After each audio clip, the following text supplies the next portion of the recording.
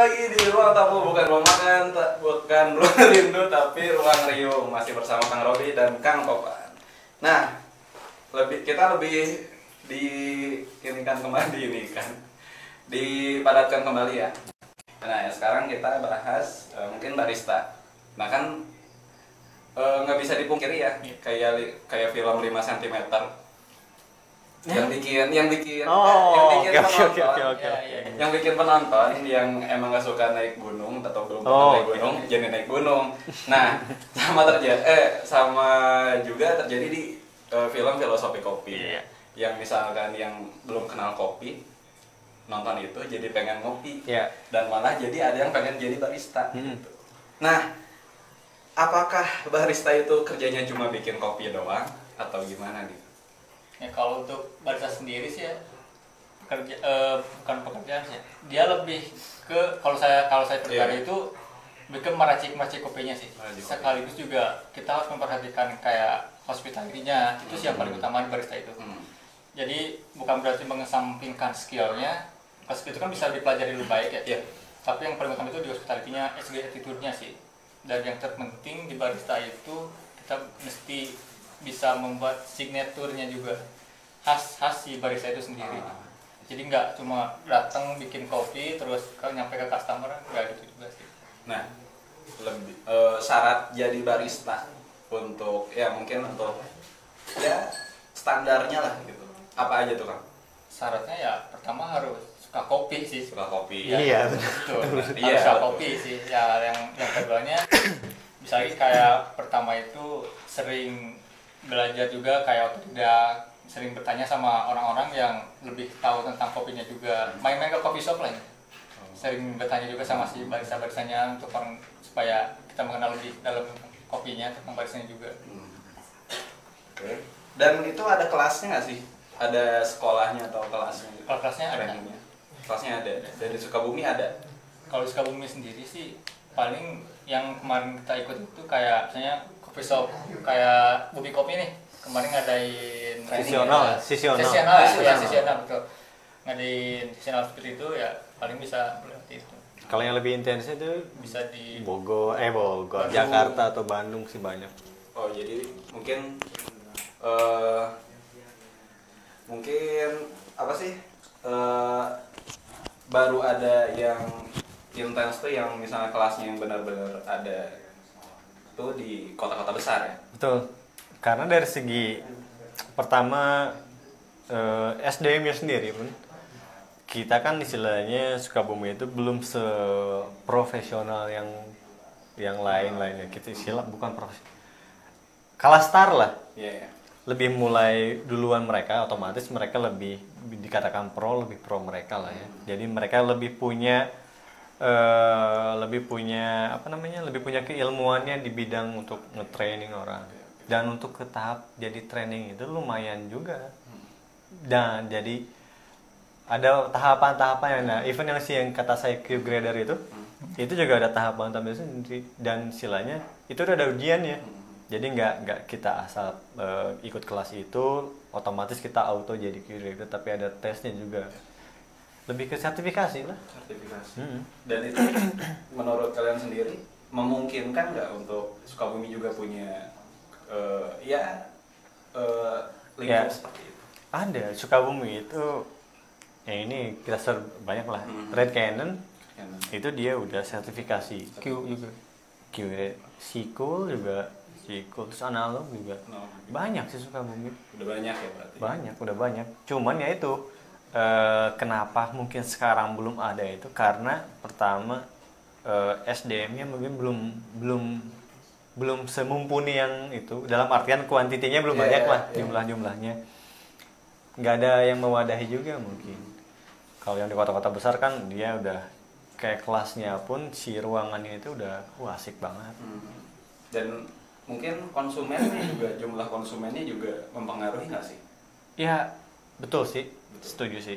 Untuk dari segi Sukabumi sendiri itu sebenarnya nggak kopi-kopi banget kalau menurut saya, nggak kopi-kopi banget dalam artian sebenarnya orang ke coffee shop itu lebih ke nongkrongnya.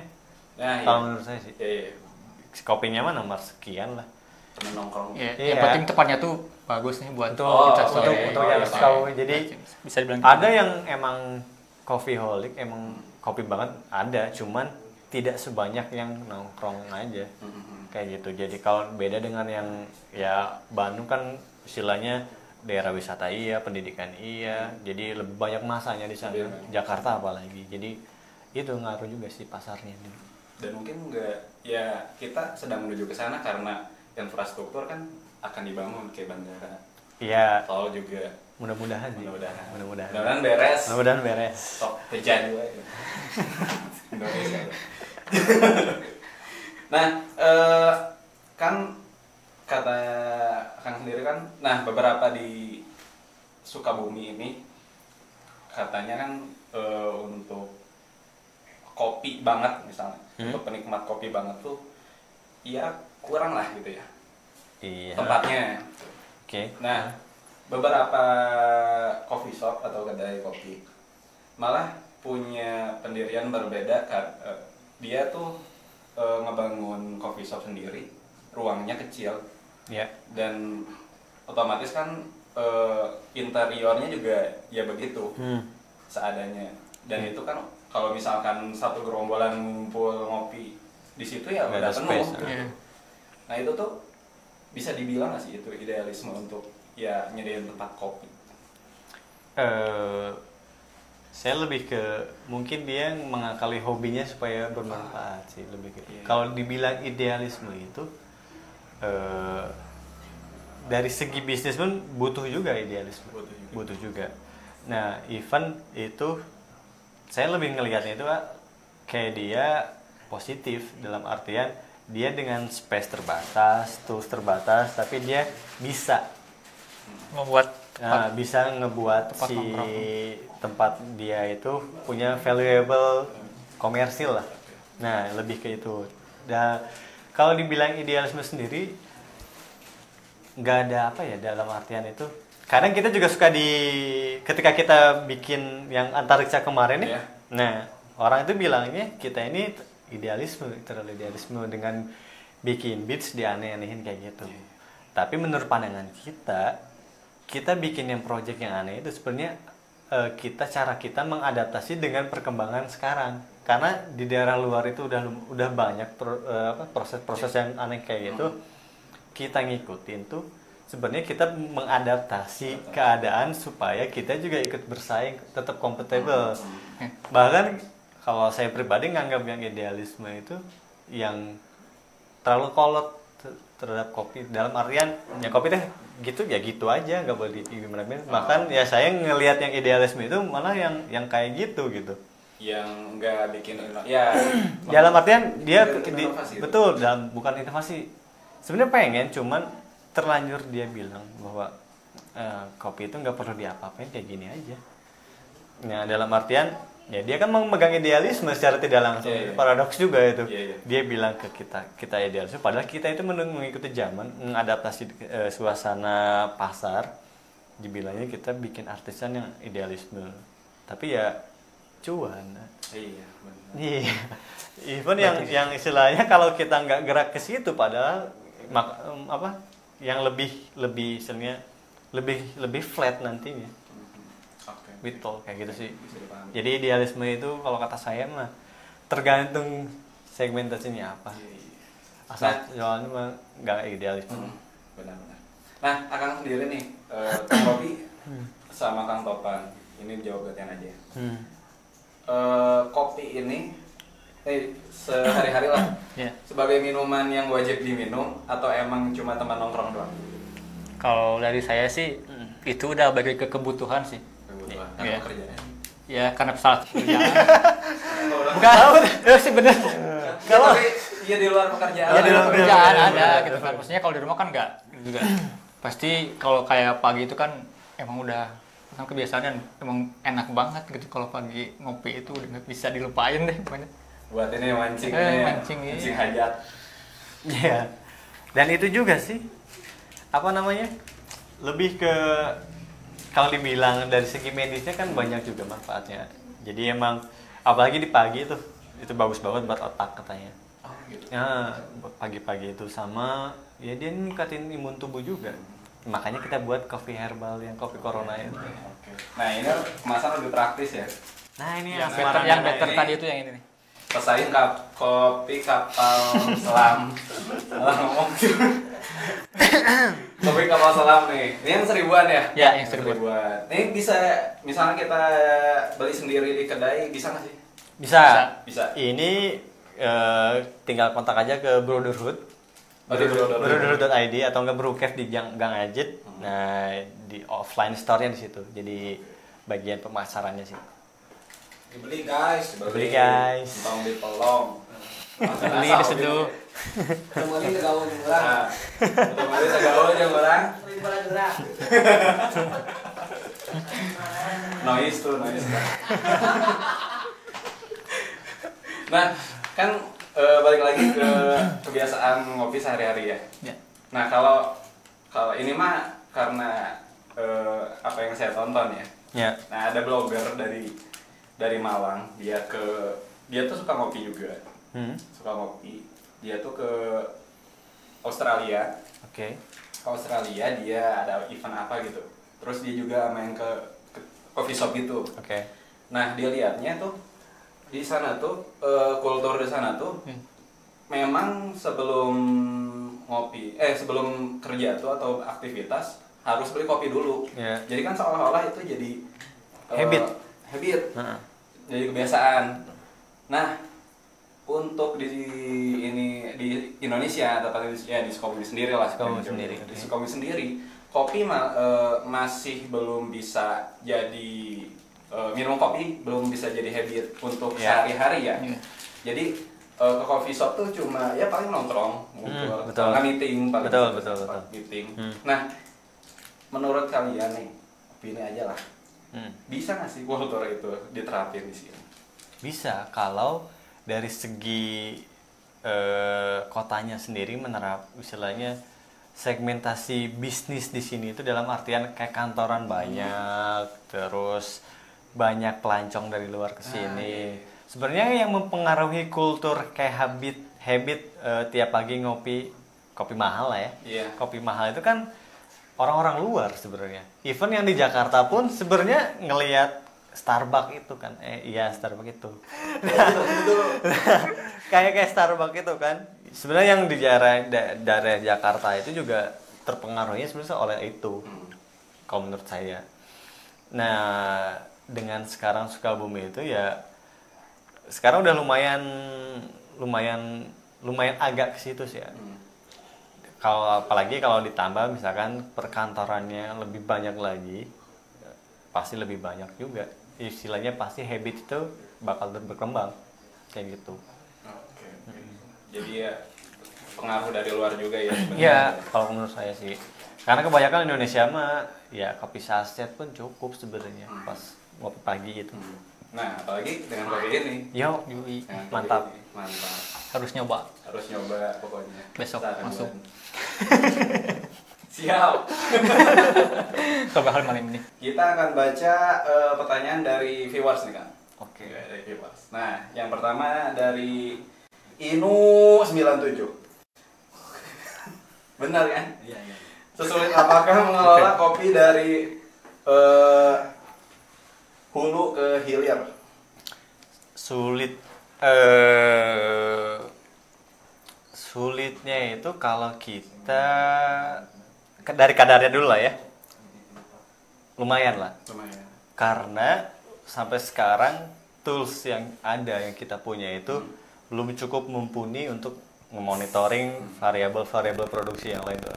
Nah, jadi masih banyak human errornya nih dari segi kita pengen kualitas kayak gini tapi toolsnya tidak mumpuni, pada akhirnya ada human errornya, ada errornya. Nah, itu sih yang bikin sulit lebih di situ. Kalau dari segi nguliknya asik-asik aja ya. Ya, kalau nguliknya sih asik. Yang ngulik pasti asik karena suka. Gitu. Ya, betul. Suka. Tapi ini bisa dibilang kerja kolektif yang bagus. Misalnya kan Kang Robi sendiri kan khusus di hulu ya. Iya. Di pertaniannya, Yeah. perkebunannya. Nah, Kang Topan juga khusus di kedainya. Ya, betul. Di garda terakhir lah. Garda paling depan. Garda paling depan ya maksudnya. Garda paling depan gitu ya, menghadapi konsumen. Menghadapi konsumen. Nah, ada pertanyaan langsung dari viewers yang bela-belain datang ke studio kami. Mangga Kang, mau nanya apa Kang? Gini, jadi kan saya salah satu penikmat kopi tapi tidak kuat untuk minum kopi yang polosan, artinya tanpa campuran. Nah, biar kopi itu enak dinikmati selain pakai gula, kira-kira apa lagi nih yang bisa dinikmati biar enak? Oke. Untuk seduh sendiri ya? Iya, seduh sendiri. Nah, kayak yang kita produksi itu, yang herbal itu, jadi kita campur itu pakai bunga lawang. Jadi ada rempah-rempah. Pakai jahe. Pokoknya lebih ke rempah-rempah untuk ke herbal, dan itu lebih rasanya itu kayak wedang. Oh. Jadi lebih friendly lah untuk apalagi untuk si akang yang sudah berumur. Sudah tua. Jadi manggilnya bukan Akang, Abang. beliau. Buat beliau bisa dicoba pakai jahe. Itu jadi Oh, bisa. jadi sensasinya lebih ke kayak wedang. Selain dicampur rempah, ada namanya itu mocktail coffee. Jadi pakai esen-esen, pakai buah kayak gitu, dicampur-campur kayak rasanya itu lebih ke Kompleks nanti rasanya. Lebih ke Kayak kompleks. buahnya dapet, si kopinya dapet, terus ada manisnya juga, agak variasi sih. Banyak variasinya sih. Selain susu sama gula itu bisa rempah iya, buah-buahan iya, sirup-sirupan apalagi gula kan. Kayak gitu sih ya. Nah, di kopi Kasepuhan sendiri itu ada nggak? Ada. Untuk ya itu yang jamu sekali masada itu, Iya. kopi berempah sama mocktail kopinya. Mocktail kopinya ada, yang mixologisnya, yang kayak campuran-campuran sirup itu tadi. Unik-unik namanya itu. Kang udah cukup? Kalau kan makan. Dicoba aja kan kopi beliau. Oke. Nanti kita ngopi di kopi Kasepuhan. Iya. Oke. Apa tip? Bayar yang paling ya, kayak Adrian ya. Ya, Adrian yang bayar ya. Enggak dong, Bapak manajer. Ya Pak. Enggak ada yang ngeiyahin nih. Nggak ada yang mau. Nah, cukup sekian, hanya segitu saja yang nanya. Ya mungkin banyak, tapi nggak kebaca gitu sama ya admin kita. Nggak apa-apa, nanti akan ditanyakan di lain waktu ya mungkin. Atau mungkin bisa datang ke kopi Kasepuhannya. Di mana Kang? Di Jalan Selabintana, kilometer 5, Resto Saung Abah. Di bawah Polsek Selabintana. Ya pokoknya cari lah. Yang Ya. belum pernah ke Selabintana. Betul. Yang udah pernah ke Selabintana mah ya pasti tahu lah. Ayam Google Map atau pakai. Kok galak sih? Kalau. Manja. Udah. Ya, cukup sekian episode kali ini dengan Kang Robi dan Kang Topan dari Kopi Kasepuhan, co-founder Kopi Kasepuhan. Nah, mungkin selanjutnya kalau kamu mau tahu lebih banyak lagi langsung aja ke kedainya, ke coffee shopnya ya. Nah, sekian perjumpaan kita kali ini. Semoga minggu depan tamunya mau datang ke sini setelah live ini. Ya kalau nggak sponsor lah ya. Better itu sih Kang, better itu kayaknya. Bener, sponsor lah. Depan deh. Udah disebut mana ada. Anjir. Ya udah, wassalamualaikum warahmatullahi wabarakatuh.